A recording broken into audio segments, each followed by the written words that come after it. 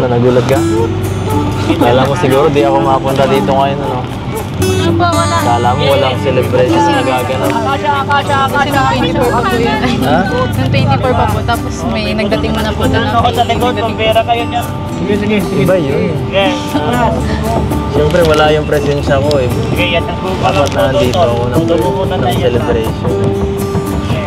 Hindi mo mararamdaman yung ansari pag wala yung mag-ano.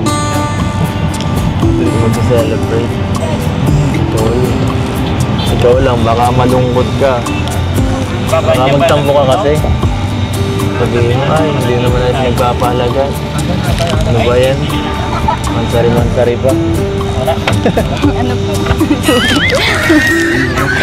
Gabalutang ka na. Nalulutang na po ako. Kayo po ay.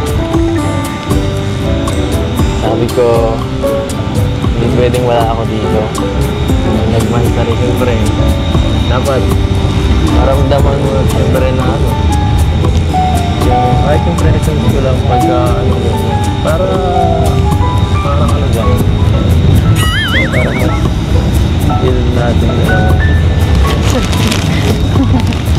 Saka siyempre, kung bigay-bigay lang, pangit naman yun. Cake lang, ano naman pala yun.